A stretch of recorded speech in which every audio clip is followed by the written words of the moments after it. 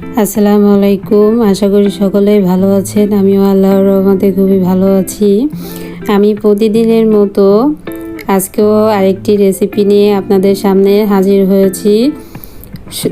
সবাই অনেকভাবেই মুড়ি ঘন্ট রান্না করে, আর আমিও আমার মতো করে রান্না করেছি। তার জন্য আমি আপনাদের সামনে শেয়ার করতেছি। তো চলুন আমি মুড়ি ঘন্ট কীভাবে রান্না করব দেখে আসি। প্রথমে আমি কড়াইতে তেল নিয়ে নিলাম। তেলটা গরম হলে লবণ হলুদ দিয়ে মেখে রাখা রুই মাছের মাথা আমি তেলের ভিতরে ভেজে নিব।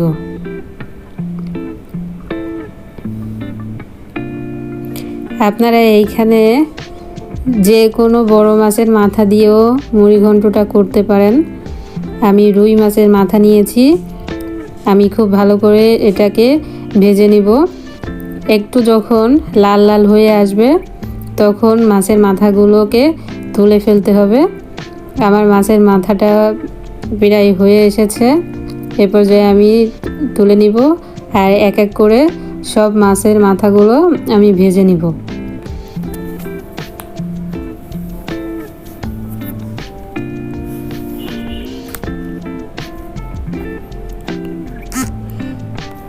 যারা আমার চ্যানেলে নতুন তারা আমার চ্যানেলটিকে সাবস্ক্রাইব করে রাখবেন, আর কমেন্টস করে অবশ্যই জানাবেন কেমন হয়েছে।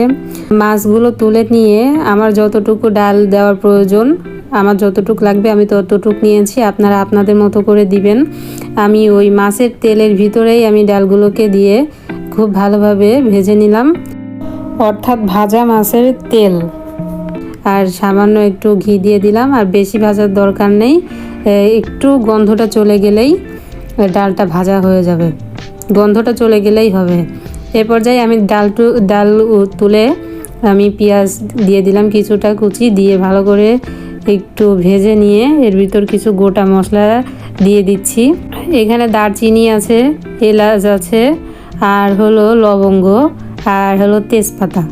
এটা আমি পেঁয়াজের তেলের সাথে একটু ভেজে নিচ্ছি নাড়িয়ে। আর হলো শুকনা মরিচ দুটো খুব ভালোভাবে আমি এখানে নাড়িয়ে নিচ্ছি। তারপর পেঁয়াজের সাথে খুব ভালোভাবে এটাকে ভেজে নেব। পেঁয়াজটা যখন ভাজা হয়ে যাবে, একটু ব্রাউন কালার হয়ে আসবে, তখন এর ভিতরে পেঁয়াজ বাটা দিতে হবে। পেঁয়াজ বাটা দিয়েও খুব ভালোভাবে তেলের সাথে মিশিয়ে নিতে হবে, যাতে কাঁচা গন্ধটা চলে যায় পেঁয়াজের, তার জন্য। এবার আমি এর ভিতরে 1 চামচ আদা বাটা আর হলো রসুন বাটা দিয়ে দিচ্ছি।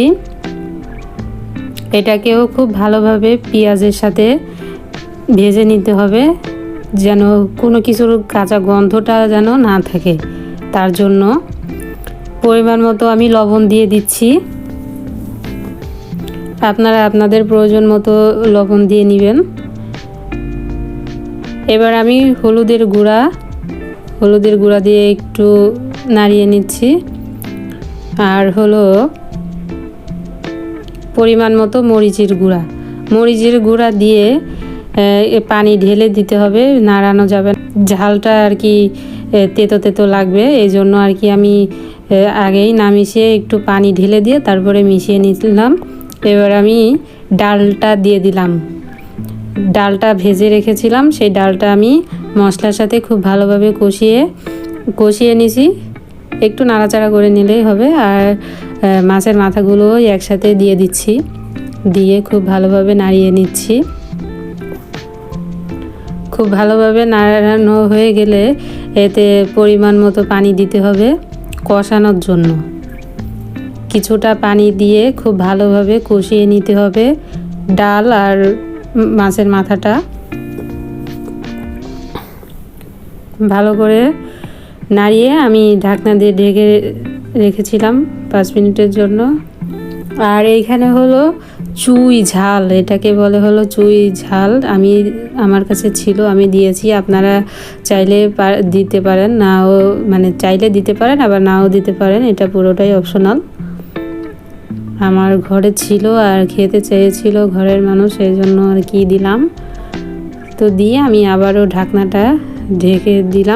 দিয়ে ঢেকে দিলাম। দেখুন আমার প্রায় কষানো হয়ে গেছে, আর ডালটা কিছুটা সিদ্ধ হয়েছে, পুরোটা সিদ্ধ হয়নি। এখন দিলাম হলো একদম শেষ পানিটা, এরপরে আর পানি লাগবে না।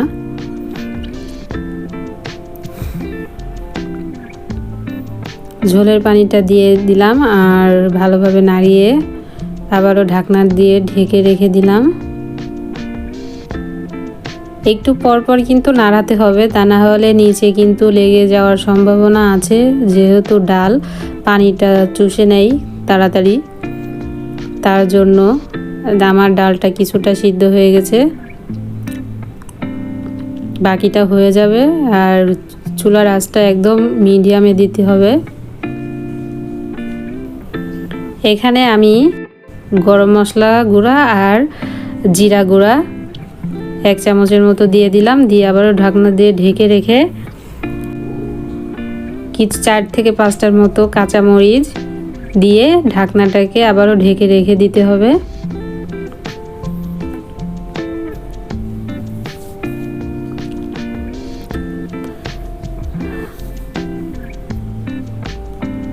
এটা কিন্তু প্রায় হয়ে এসেছে, এটা হলো লাস্ট স্টেপ।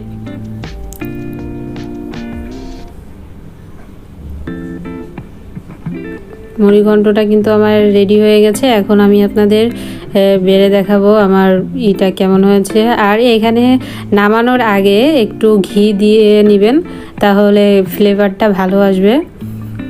তো আমার কিন্তু মুগ ডালটা একদম হয়ে গেছে, এখন হলো নামাবো।